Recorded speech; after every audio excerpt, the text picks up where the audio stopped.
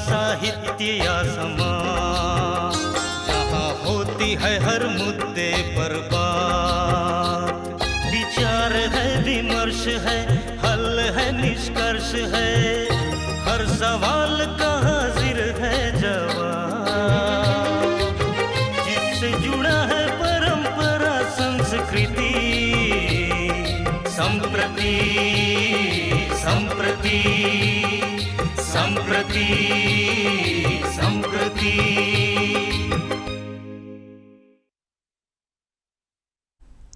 नमस्कार, मैं हूं रवि प्रकाश और यह कार्यक्रम है संप्रति। ये अगस्त का महीना है और जिन बच्चों ने नीट की परीक्षाएं दी हैं उनकी काउंसलिंग का काम शुरू हो चुका है। जिन्हें मेडिकल कॉलेज में एडमिशन लेना है वो इस चिंता में हैं कि कौन सा कॉलेज मिल जाए, कैसे बेहतर कॉलेज मिले, क्या कट ऑफ जा रहा है ऑल इंडिया का, क्या कट ऑफ है उनकी एडमिनिस्ट्रेटिव स्टेट्स का, कहाँ पे क्या सहूलियत है, कहाँ पे क्या दिक्कतें हैं। और इन सब के बाद एक समानांतर तौर पे पेरेंट्स की भी और बच्चों की भी चिंता रहती है। वो ये देखना चाहते हैं कि ठीक है ये कॉलेज तो सरकारी हैं जहाँ पे ये सुविधाएं मिल रही हैं, इनका ये कट ऑफ जाएगा। इसके अलावा पैरेलली कौन सी कॉलेज हैं, प्राइवेट कॉलेज है जहाँ पे पढ़ाई काफ़ी अच्छी है, जहाँ पे हम इसके कंटेम्प्रेरी पढ़ाई कर सकते हैं और जहाँ पे हमें सुविधाएं मिलेंगी बाद में अच्छे डॉक्टर बनने में। तो ये सारी बातें बच्चों के दिमाग में और बच्चों के साथ साथ पेरेंट्स के दिमाग में चल रही हैं।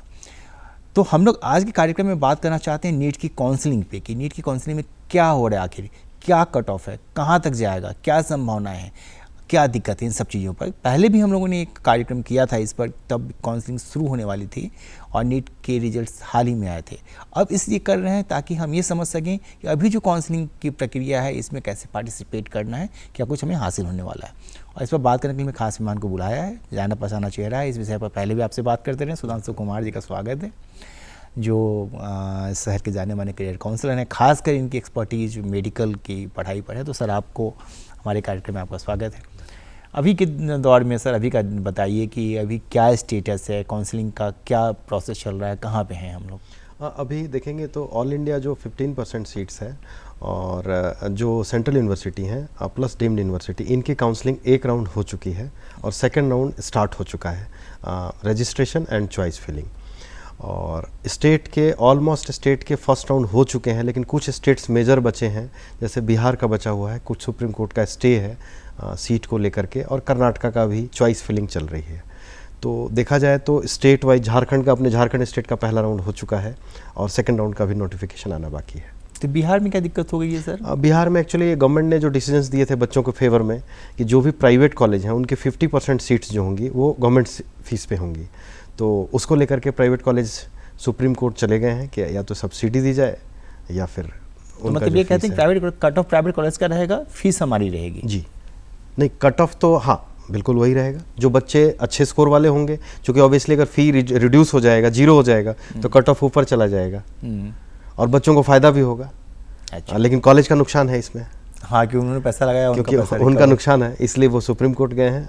अब अभी स्टे लगा हुआ है, फर्दर जो नोटिफिकेशन आए, क्योंकि उस पर अभी कुछ कमेंट करना कोर्ट का मसला है। तो जी, झारखंड में क्या स्टेटस है सर? झारखंड का फर्स्ट राउंड हो चुका है और अब इसके बाद सेकंड राउंड होगा। अभी क्या कट ऑफ है इस बार? अगर हम देखें झारखंड में पर्टिकुलरली, अगर हम देख लें वैसे, हाँ, बिल्कुल देख के बताइए। तो मैं चाहूँगा कि इसको आपको बताऊँ अच्छे से।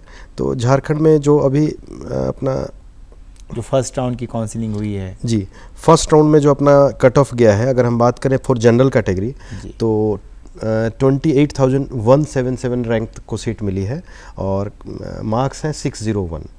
और अगर हम EWS कैटेगरी की बात करें तो 40,989 रैंक को सीट मिली है और उनके मार्क्स हैं 581। और BC1 की बात करें तो 29,564 को सीट मिली है और उनकी जो मार्क्स हैं 599। BC2 की बात करें तो 29,620 को सीट्स मिली है और मार्क्स हैं 599। और SC कैटेगरी की बात करें तो 171067 रैंक को सीट मिली है और उनके स्कोर है 444। और ST कैटेगरी की बात करें तो 428 को सीट मिली है और स्कोर है 324। अच्छा जी, तो इसका सर सेकंड कब तक आएगा? सेकंड एक्सपेक्टेड, अभी ज्वाइनिंग भी हो चुकी है तो अब 2-3 दिन में कभी भी नोटिफिकेशन आ जाएगा। अच्छा, अब पूरा प्रोसेस समझाइए कि काउंसलिंग में जब बच्चा पार्टिसिपेट करता है, पहले दिन से जब वो चॉइस फिल करता है, जब और फिर उसका एडमिशन होता है, इस पूरे दरमियान क्या क्या करना पड़ता है उसको? देखिए, सबसे पहले जैसे नोटिफिकेशन आएगी तो सबसे पहला काम है कि आपको रजिस्ट्रेशन करना है, और रजिस्ट्रेशन करने के बाद अब तो झारखंड में भी एक सिक्योरिटी डिपॉजिट है, प्राइवेट के लिए अलग है, गवर्नमेंट के लिए अलग है, 10,000 5,000 कैटेगरी वाइज है वो। अब जब वो करेंगे तो एक मेरिट लिस्ट पब्लिश होगी, मेरिट लिस्ट के बाद वो चॉइस फिल करना होगा, चॉइस फिल करने के बाद आपका रिजल्ट पब्लिश होगा, और रिजल्ट पब्लिश होने के बाद 3-4 डेज का टाइम होता है, वो अलग अलग राउंड में अलग अलग डेज होते हैं, कभी 3 दिन कभी 4 दिन, मिनिमम 3 डेज तो होता ही है। इन बिटवीन आपको जो डेज मिलते हैं उसमें जाके कॉलेज में आपको रिपोर्ट करना होता है। अच्छा, और पैसा का फी कब जमा करना होता है? फी जब जो अब रिपोर्ट करेंगे उसी टाइम कॉलेज में फ़ी सबमिट करनी है आपको। तो पहले साल की फ़ी जमा करनी जी, होती है? पहले साल की फ़ी जमा करनी है। इसमें क्या सेमेस्टर्स होते हैं या पूरे साल की? ईयरली होती है, ईयरली फ़ी जमा करनी पड़ेगी और उनको हॉस्टल का पैसा जमा करना पड़ेगा, और फिर वो आगे बढ़ के एडमिशन ले लेंगे आप। बिल्कुल बिल्कुल। अब ये समझाइए कि जो बच्चे ये सोचते हैं कि ठीक है, मान ली मुझे यहाँ पे कोई कॉलेज मिल रहा है, अच्छा कॉलेज मिल रहा है, लेकिन हमको ये भी पता चल रहा है कि ये तो कॉलेज ठीक है, इसी के पैरेलल या इससे ज़्यादा अच्छा कोई प्राइवेट कॉलेज है दूसरे स्टेट में, मुझे वहाँ जाना है। बिल्कुल। तो जो प्राइवेट कॉलेज में बच्चे एडमिशन लेना चाहते हैं किसी न किसी वजह से, उनके लिए क्या अपॉर्चुनिटीज़ हैं, उनका प्रोसेस कहाँ तक पहुँचा है? देखिए, अभी अगर हम बात करें तो प्राइवेट कॉलेज में जो डीम्ड यूनिवर्सिटी उनकी काउंसलिंग पहले राउंड हो चुकी है, और प्राइवेट कॉलेज की और बात करें अच्छे स्टेट जैसे कर्नाटका, तो उनके पहले राउंड की अभी चॉइस फिलिंग चल रही है, चॉइस फिलिंग क्लोज हो चुकी है, अब रिजल्ट पब्लिश होने का टाइम आ चुका है। और यूपी के प्राइवेट कॉलेज की काउंसलिंग एक राउंड हो चुका है, दूसरा राउंड बाकी है। वैसे ही हम देखें तो वेस्ट बंगाल का कंप्लीट हो चुका है, और झारखंड में भी एक जो कॉलेज है अपना चंद्रवंशी जी का कॉलेज, वो भी फर्स्ट राउंड हो चुका है। अपना राजस्थान हो चुका है, हरियाणा हो चुका है, तो जितने भी, तमिलनाडु हो चुका है, मध्य प्रदेश हो चुका है, और छत्तीसगढ़ का अभी बाकी, उन्होंने डेट एक्सटेंशन कर दी है, तो ऑलमोस्ट हो चुका है। और बच्चों को अब ये करनी चाहिए कि जितना मल्टीपल काउंसलिंग करेंगे उतनी ज़्यादा चांसेस रहेंगे अच्छे से अच्छे ऑप्शंस मिलने के लिए। तो इन्हें हर जगह सिक्योरिटी डिपॉजिट करना पड़ता है? हर जगह करनी होगी प्राइवेट कॉलेज के लिए। वो फिर रिफंड हो जाता है? हाँ, वो रिफंड हो जाता है। उसके 2 कंडीशंस हैं। पहला कंडीशन ये है कि अगर आपको सीट नहीं मिलता है तब तो रिफंड जिस अकाउंट से गया है उसी अकाउंट में वापस आ जाएंगे। दूसरा कंडीशन है कि अगर आपको सीट मिल जाती है और आप ज्वाइन कर लेते हो तब भी रिफंड आ जाएगा, लेकिन अगर आपको सीट मिल जाती है और आप ज्वाइन नहीं करते हो तो मनी फॉरफिट हो जाएगी। अच्छा, क्योंकि आपने फिर वो, लेकिन कुछ स्टेट्स में फर्स्ट राउंड फ्री एग्जिट भी है। जैसे अगर हम ऑल इंडिया की बात कर लें तो ऑल इंडिया में जो डीम्ड यूनिवर्सिटी प्राइवेट आते हैं उसमें पहला राउंड फ्री एग्जिट राउंड है। अगर आपको सीट मिल जाती है, आप ज्वाइन नहीं करते हैं, तब भी आपके पैसे फॉरफिट नहीं होते हैं। अच्छा सर, ये समझाइए कि जो जैसे जो टैलेंटेड बच्चे हैं, टैलेंटेड तो हर बच्चा है, लेकिन मुझे नहीं कहना चाहिए, लेकिन जिनकी रैंक ऊपर होती है, जो 1-2 रैंक लाते हैं ये यार, तो इस पर पढ़ा अखबारों में कि जो फर्स्ट रैंकर है उन्हें एम्स नहीं चुन के चंडीगढ़ PGI को चुना, या इस तरह की बातें होती हैं। जब कॉलेज का चुनाव करते हैं तो उस वक्त बच्चों को क्या ख्याल रखना चाहिए, उनके दिमाग में क्या चल रहा होता है? ऐसे मेरे ख्याल से अगर नॉर्मली देखा जाए तो कॉलेज का सिलेक्शन, अगर आपका स्कोर आ जाता है तो आपको पता है कि हम टॉपर्स हैं, अच्छे स्कोर हैं, हमें कोई भी कॉलेज मिल सकता है, तो ऑब्वियसली उनको बेस्ट कॉलेज चूज करना चाहिए। लेकिन कुछ चीज़ें ऐसी होती हैं, कुछ लोग चाहते हैं कि हमारे अपने स्टेट में मिल जाए। हम मतलब होम सिकनेस है कि नहीं, हमको घर से बाहर नहीं जाना है। पेरेंट्स को भी लगता है कि अगर उनके डिस्ट्रिक्ट में, होम टाउन में अगर कोई अच्छे कॉलेजेस हैं तो वहीं हम ले लेते हैं। तो वहाँ पर हमें ऐसा लगता है कि ऐसा इमोशनली डिसीजन नहीं लेना चाहिए, क्योंकि अगर अच्छे स्कोर हैं, अच्छे कॉलेज में पढ़ाई भी अच्छी होती है, तो डेफिनेटली उनको कोशिश ये करना चाहिए कि उनके स्कोर के अकॉर्डिंग जो बेस्ट कॉलेज है वो सेलेक्ट करना चाहिए। अच्छा, और एक और चीज़ बताइए कि जैसे लोग देखते हैं कि ठीक है फैकल्टीज़ कैसे हैं, कैसे लोगों को पढ़ाएंगे, और फिर कुछ लोग कहते हैं कि नहीं फैकल्टीज़ तो ठीक है, आपको ये भी देखना चाहिए कि मरीज की फ्रीक्वेंसी क्या है जी। तो क्या ख्याल उसमें रखना चाहिए? देखिए, डेफिनेटली मरीज की फ्रीक्वेंसी देखनी चाहिए, लेकिन MBBS में उतना ज़्यादा रोल नहीं होता है पेशेंट का, उनके साथ PG में ज़्यादा रोल होता है। बट फिर भी अगर फैकल्टी अच्छी होगी, हॉस्पिटल्स अच्छा होगा तो डेफिनेटली पढ़ाई अच्छी होगी, और जितना कॉलेज पुराना होगा उतनी अच्छी पढ़ाई होगी, ये भी है। और कुछ नए कॉलेजेस भी हैं जहां फैकल्टी सरकार ने बहुत अच्छी अरेंज, अब चूँकि NMC का इतना स्ट्रिक्ट रूल्स एंड रेगुलेशंस हैं, तो अब मान के आप ये चलें कि फैकल्टी के बिना तो कोई भी कॉलेज चलेगा नहीं, क्योंकि जो भी फैकल्टीज नहीं अगर ठीक से रखते हैं तो वो कॉलेज डिबार भी हो रहे हैं। तो इसमें यह है कि हमें यह देखना चाहिए कि पहला तो कि कॉलेज कितना पुराना है, और अगर नया है तो कितना, अब इसी साल स्टार्ट हुआ या 1-2 साल का उसका फीडबैक मिल जाता है। फैकल्टी अच्छा होना चाहिए, हॉस्पिटल अच्छा होना चाहिए, हॉस्टल अच्छा होना चाहिए, तो फिर आप सेलेक्ट कर सकते हैं उसके अकॉर्डिंग। अच्छा, जब ये जैसे अभी काउंसलिंग का सेकेंड राउंड आएगा जी, तो इसके बाद कितने राउंड की काउंसलिंग होगी, कब तक बच्चों को वेट करना चाहिए? ठीक है कि हम यहाँ पे ये कॉलेज मिल गया तो हम एग्जिट कर जाते हैं, या हमको वेट करना कुछ और बात के समय के लिए? देखिए, करना ये चाहिए। अगर बहुत अच्छे स्कोर हैं तो अभी काउंसलिंग के कुछ रूल्स भी चेंज हुए हैं ऑल इंडिया में। पहले क्या होता था, first round, second round, mop up round, फिर अगर वैकेंसी रह गई तो स्ट्रे वैकेंसी राउंड होती थी। अभी इन्होंने क्या कर दिया, फर्स्ट राउंड होगी, सेकंड राउंड होगी, थर्ड राउंड होगी, तब स्ट्रे वैकेंसी राउंड होगी। फर्स्ट राउंड फ्री एग्जिट है, उसमें और एक प्रोसेस, अगर आपको सीट मिल गई, सीट आपको रिजर्व करना है तो रिजर्व कर लीजिए और अपग्रेडेशन में चले जाइए। आपके अगर मन मुताबिक सीट नहीं मिली है तो, या फ्री एग्जिट कर जाइए। दूसरे राउंड में क्या प्रोसेस है कि फिर आपको अगर सीट मिल जाती है तो आप दूसरे राउंड में पहले अपग्रेड नहीं कर पाते थे, अब सेकंड राउंड में भी आप अपग्रेड कर सकते हैं। अगर आपको अपग्रेडेशन मिल गया उससे बेहतर तो ठीक है, अदरवाइज जहाँ आपने ज्वाइन किया वो आपका कंटिन्यू रहेगा। तो देखिए, सबसे पहले तो आपको चॉइस फिल करने में ही आपको बहुत चीज़ें देखनी पड़ती है। अगर आपके स्कोर अच्छे हैं तो मुझे ऐसे लगता है कि चॉइसेस जो हैं कुछ लिमिट रखनी चाहिए कि अगर हमें इस स्कोर पे सीट मिलने की पॉसिबिलिटीज़ है तो उसी कॉलेज के सेलेक्ट करें। ऐसा नहीं कि कुछ भी कॉलेज हम सेलेक्ट करके डाल दें, तो कहीं ना कहीं तो अलॉटमेंट हो ही जाएगी, फिर आप कंफ्यूज कर जाएंगे। आपके अच्छे स्कोर हैं और आपको कॉलेज नीचे वाला मिल रहा है, तो ये सारी चीज़ें आपको टेक्निकली देखनी होती है। तो ये क्या लास्ट ईयर से के कट ऑफ से कंपेयर करके काउंसलिंग? नहीं, देखिए, अभी लास्ट ईयर से अगर आप कंपेयर करेंगे तो एवरी ईयर आप देखेंगे कभी भी मैच नहीं होती है। अब कभी पॉजिटिव शिफ्ट जाएगी, कभी नेगेटिव शिफ्ट जाएगी। इस बार पॉजिटिव शिफ्ट जा रही है क्योंकि बच्चे बहुत हैं।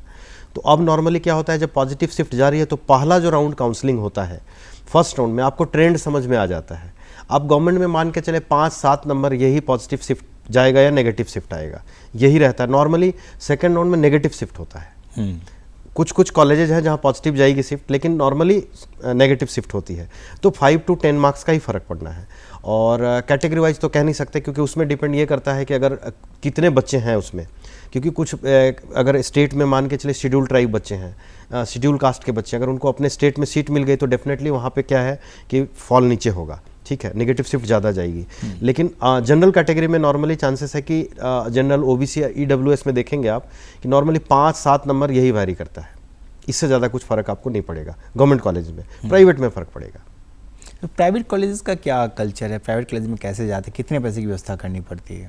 देखिए सर, अलग अलग स्टेट में अलग अलग फ़ीस हैं। अगर हम बात करें नॉर्मली तो मिनिमम अगर देखें तो सबसे कम अभी जो फ़ी है वो छत्तीसगढ़ की है, 7-7.5 लाख के आसपास ईयरली ट्यूशन फ़ीस है। और अगर हम बात करें फिर कर्नाटका, फिर यूपी, बिहार, ऐसे जो कॉलेजेस हैं इनकी ट्यूशन फ़ीस कम है, 10 से लेके 12.5-13 तक ईयरली ट्यूशन फ़ीस है। हॉस्टल भी उसके अकॉर्डिंग है, कहीं 175, कहीं 150, कहीं 2 लाख तक है। तो चीज़ें ये होती हैं कि प्राइवेट कॉलेज में जाने से पहले 2-3 चीज़ का ज़रूर ये करना चाहिए। पहला, सबसे पहले जब आप रजिस्ट्रेशन करते हैं तो कॉलेज के वेबसाइट पे जाके देखिए, पता कीजिए कि वो कॉलेज कितना पुराना है, कॉलेज में फैकल्टी अच्छी है कि नहीं, कॉलेज में कोई हिडन चार्जेस हैं कि नहीं, क्योंकि अगर आपने बजट कुछ बनाया और बजट कुछ और बन जाएगा। तो ये सारी चीज़ें इन्फॉर्मेशन लेनी चाहिए, उसके बाद ही कॉलेज सेलेक्ट करना चाहिए। तो इन्हें क्या, इन बच्चों को पढ़ने के लिए लोन भी मिल जाता है? बिल्कुल बिल्कुल, लोन की सुविधा मिल जाती है। लोन की सुविधा मिल जाती है। तो मतलब ये मान के चलिए कि औसतन 10 से 15 लाख रुपए के बीच की फी रहेगी अगर वो प्राइवेट कॉलेज में जाते हैं। तो कौन कौन से टॉप कॉलेजेस हैं जहाँ यहाँ के बच्चे जिनको चुनते हैं प्राइवेट में? जो मैं अभी देखता हूँ जो ट्रेंड है अगर इंडिया में, तो अगर हम डीम्ड की बात करें तो सबसे पहले तो KMC Manipal, Kasturba Gandhi medical college Manipal का दोनों कैंपस आएगा। तीसरा आएगा टाटा मणिपाल। उसके बाद लोग जो डीम्ड में सेलेक्ट करते हैं, अमृता है, श्री रामचंद्रा है, जेएसएस मैसूर है, केएलई बेलगाम है, एसडीयू कोलार है।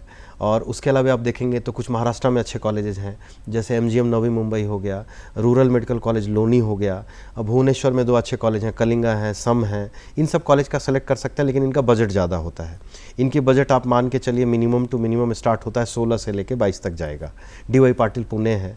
और अगर हम बात करें लो फीस में, तो लो फीस की बात करें तो वैसे में आपको केरला भी एक ऑप्शन आएगा।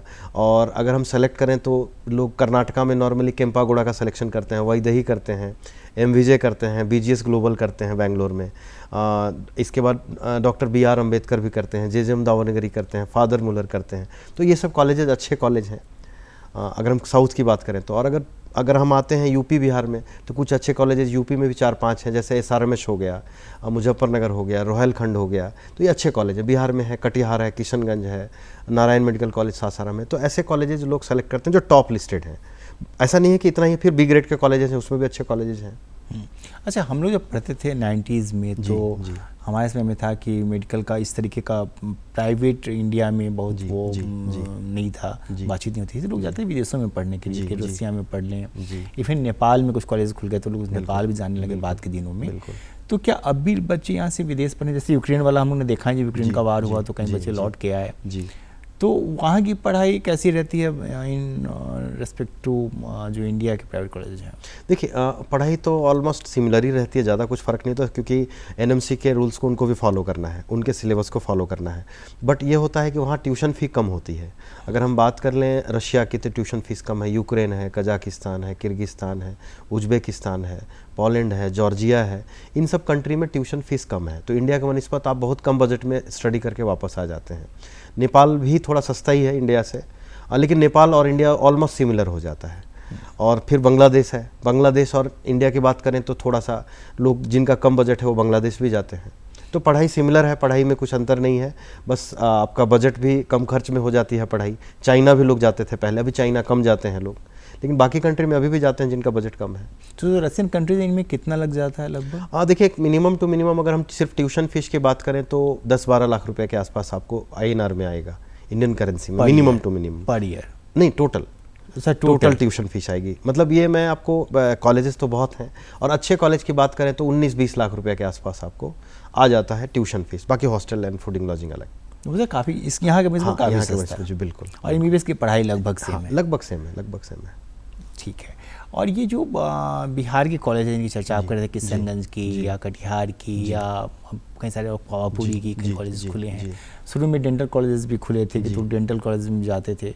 तो जिन बच्चों का मार्क्स कम रहता है, अगर काउंसलिंग में वो नहीं जा पाए, तो उनके पास, जिनके पास मार्क्स कम है, उनके पास क्या ऑप्शंस रहते हैं गवर्नमेंट कॉलेज में और प्राइवेट कॉलेज, जैसे जो डेंटल वगैरह करते हैं, सब क्या होता है? जैसे देखिए, अगर किसी को MBBS नहीं मिला, आजकल तो हाई फीस में कॉलेज अवेलेबल हैं, अगर उस फीस में भी हमारा बजट अलाउ नहीं करता है तो सेकंड कोर्स इमीडिएट आपको डेंटल लेना चाहिए, BDS जिसको बैचलर ऑफ डेंटल सर्जरी।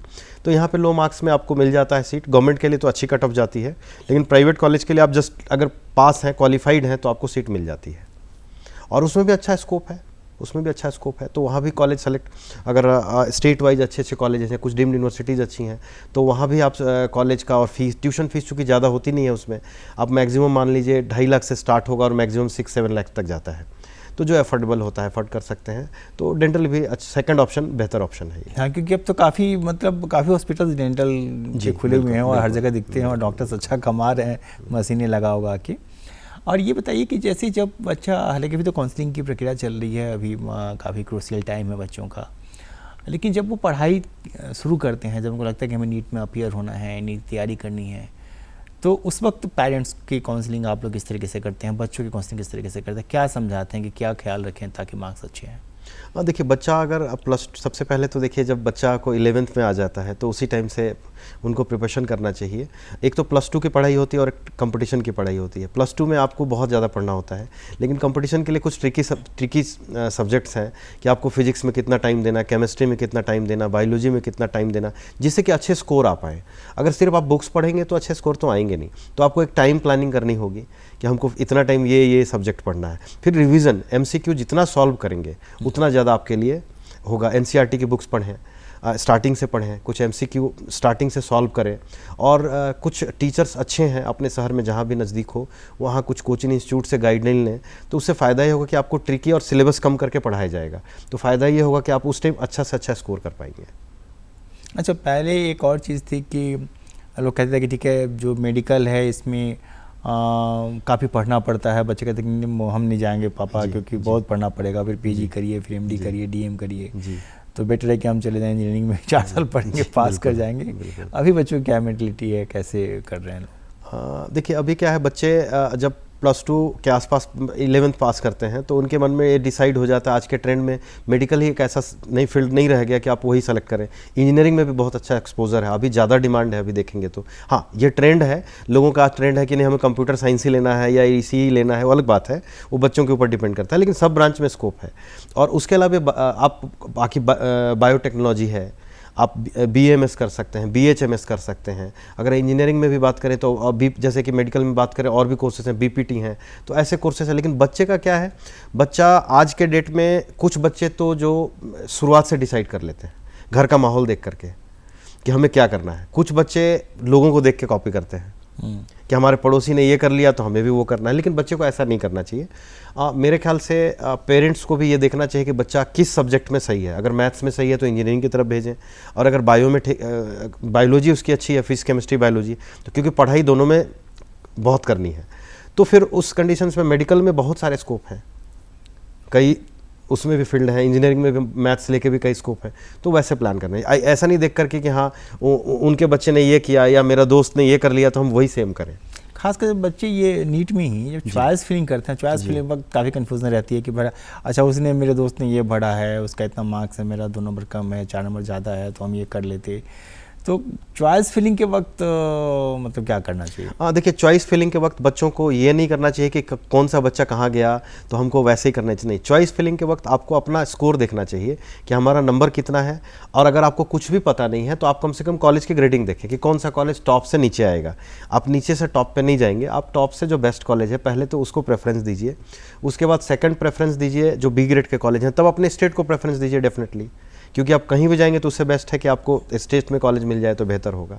तो कॉलेज आपको कभी भी जब भी आप चॉइस फिलिंग करते हैं तो ऊपर से नीचे आना चाहिए। एक वक्त सर ऐसा लगता है ना कि जैसे पेरेंट्स तो सब कुछ जान नहीं रहा है, उनका अपना एरिया रहा है, वो कुछ और पढ़ के आए हैं, बच्चे कुछ और पढ़ रहे हैं, तो तब लगता है नहीं कोई एक चाहिए जो समझाए, मतलब काउंसलर चाहिए। जी बिल्कुल, भले वो उसके दोस्त हों, उसके सीनियर्स हों, या फिर एक प्रोफेशनल काउंसलर जैसे आप लोग हैं।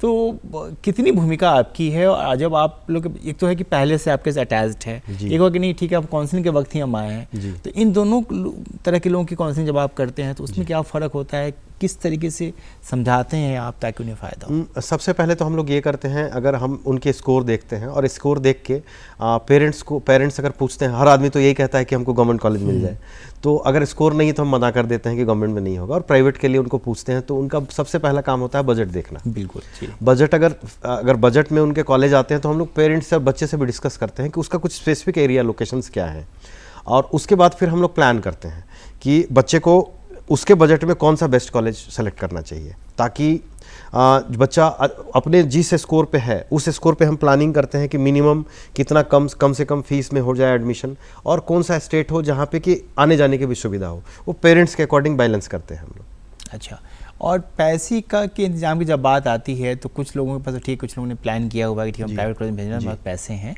जिनके पास कोई प्लानिंग नहीं है या कुछ घट रहा है तो उन्हें लोन लेने की ज़रूरत पड़ती है। इस वक्त ऐसे माहौल में कैसे मदद करते हैं? देखिए, अगर आपको पहले तो फर्स्ट ईयर आप एडमिशन लेते हैं तो आपको इमीडिएट कहीं ना कहीं फ्रेंड से, बैंक से या कहीं से लोन लेके ही करना पड़ेगा, क्योंकि आपको इतना कम टाइम होता है कि बैंक लोन इतने सडन देगी नहीं आपको, तो आपको 4-5 डेज का टाइम होता है, तो आपको कहीं से भी किसी से उधार लेके, फ्रेंड से, दोस्त से मदद से लेकर के आप ले लीजिए।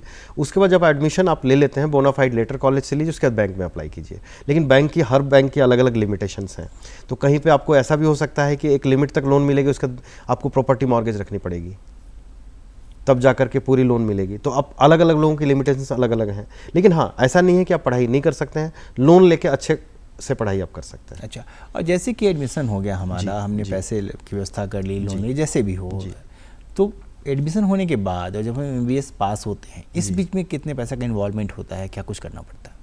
MBBS पास अभी तो सबसे पहले जब आप एडमिशन लेने की प्रक्रिया होती है तो सबसे पहले ट्यूशन फीस जिस कॉलेज का जो भी है, अगर एक मिनिमम हम पकड़ लें कि अगर 12 लाख ट्यूशन फीस है तो 12 लाख आपको अरेंज करनी है, और हॉस्टल फीस के लिए आपको थोड़ा टाइम मिल जाता है, वो आप 15-20 दिन के बाद भी आप मैनेज कर सकते हो।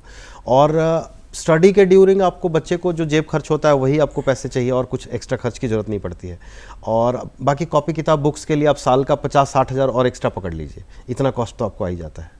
अच्छा, और इसके बाद आफ्टर MBBS जो पढ़ाई होती है, जैसे PG करते हैं बच्चे, तो MD करते हैं, इन सब चीज़ों में क्या इन्वॉल्व होता है? जी देखिए, MD MS में भी ठीक वैसे ही होता है। अभी तक तो नीट ही एग्ज़ाम लेती है, अब उसमें स्कोर के अकॉर्डिंग आपको डिपेंड करता है, क्योंकि उसमें ब्रांच होता है अलग अलग, क्लिनिकल है, पैरा क्लिनिकल है, नॉन क्लिनिकल है। अब बच्चे का स्कोर के अकॉर्डिंग ये डिसाइड करेंगे कि कौन सा ब्रांच आपको मिलेगा आपके स्कोर पर। तो उस समय क्या होता है, अगर हम गवर्नमेंट कॉलेज में जाएँ तो बिल्कुल ट्यूशन फीस कुछ नहीं लगती है, 10,000 कहीं है, कहीं 20,000 है, अलग अलग कॉलेजेस में अलग अलग कैटेगरी वाइज हैं वो, और वहाँ अच्छा खासा स्टाइपेंड भी आपको मिल जाता है। मिनिमम किसी स्टेट में 45,000 है, कहीं 50 है, कहीं 1 तक भी है, ईयरली मंथली मिल जाता है आपको स्टाइपेंड। और अगर हम प्राइवेट कॉलेज की बात करें तो स्टाइपेंड तो प्राइवेट कॉलेज वाले भी देते हैं, 35 से 50,000 तक वो लोग भी देते हैं, लेकिन प्राइवेट कॉलेज में अलग अलग ब्रांच वाइज अलग अलग फीस है। कहीं पर 10 लाख है, तो कहीं 15 लाख है, कहीं 20 लाख है, वहाँ से लेकर 80 लाख तक भी ईयरली फीस तक जाती है कॉलेजेस। तो आपको पैसे की जहाँ तक अरेंजमेंट बिल्कुल स्कोर के अकॉर्डिंग करनी पड़ेगी। अगर हमें प्राइवेट कॉलेज में भेजना है तो हो सकता है कि करोड़ों रुपए खर्च करने पड़े, और गवर्नमेंट कॉलेज में मिल जाएगा बच्चे को तो फिर कुछ भी खर्च नहीं करना पड़ेगा। अच्छा, और एक बच्चों मन में भी आता है, हमेशा लोग कहते हैं ठीक है मेरा तो हो गया है, क्या पता नेक्स्ट राउंड में क्या होगा तो ले लेना, ये कन्फ्यूजन की स्थिति ये भी रहती है, तो इससे कैसे निकालते हैं आप? देखिए, इससे पेरेंट्स को बैलेंस करना चाहिए। जब रिजल्ट पब्लिश हो जाता है तो पेरेंट्स को ये देखना चाहिए कि अगर हमारा बच्चा गवर्नमेंट कॉलेज में जाने लायक नहीं है और अपेयरिंग बच्चा था, तो उसको बिल्कुल, अगर बच्चा चाहता है तो 1 साल का और मौका देना चाहिए। और अगर उनका बजट है कि हम एडमिशन कर सकते हैं तो बच्चे को स्ट्रिक्टली बताना चाहिए कि हम एडमिशन ले लेंगे।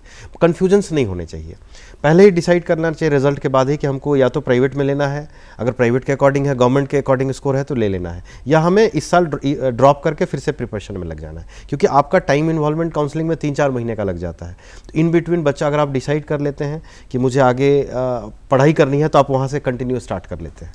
चलिए, अब हमारे पास सिर्फ 1 मिनट है और काउंसलिंग चल रही है, तो कुछ वैसी बातें जो आप हम नहीं पूछ पाए हों और आप बताना चाहते हैं। मैं बिल्कुल बताऊंगा। अब सबसे पहले तो मैं बच्चों को ऑल द बेस्ट बोलूँगा कि जितने भी बच्चे हैं, हर बच्चे को सीट मिले, चाहे वो ऑल इंडिया में मिले या स्टेट में मिले, और अच्छे से रजिस्ट्रेशन करें, चॉइस फिलिंग अच्छी से करें। और अभी ऑल इंडिया MCC का 2nd राउंड चल रहा है और उसमें चॉइस फिलिंग भी स्टार्ट हो गई है, रजिस्ट्रेशन भी स्टार्ट है, तो चॉइस फिलिंग भी अच्छे से करें और रजिस्ट्रेशन तो कर ही लें, और मल्टीपल रजिस्ट्रेशंस करें। जितने भी स्टेट्स हैं, मैक्सिमम स्टेट में 1st राउंड हो चुका है, सेकंड राउंड अभी जहां भी होना बाकी, जिन्होंने रजिस्ट्रेशन कर लिया है और उनको सीट नहीं मिले, वो 2nd राउंड के लिए वेट करें और पेशेंस रखें, धैर्य रखें, अच्छे से काउंसलिंग करें तो डेफिनेटली उनको सीट मिलेगी। चलिए, आपका बहुत बहुत धन्यवाद। मुझे पूरी उम्मीद है कि हमारी बातचीत से उन बच्चों को ज़रूर फ़ायदा हुआ होगा जिन जो काउंसलिंग में पार्टिसिपेट कर रहे हैं, या वो पेरेंट्स जिनके मन में कुछ उलझन है कि क्या करना चाहिए क्या नहीं करना चाहिए, उनके भी सवालों के जवाब इसमें मिले होंगे। आप सभी लोगों को शुभकामनाएं, और आप बेस्ट करिए, अपना बेस्ट दीजिए, आपको अच्छे कॉलेजेस मिलें और आपका करियर काफ़ी अच्छा बढ़े। और मुझे इस कार्यक्रम को रोकने की इजाज़त दीजिए। अगले सप्ताह आपसे फिर मुलाकात होगी। नमस्कार।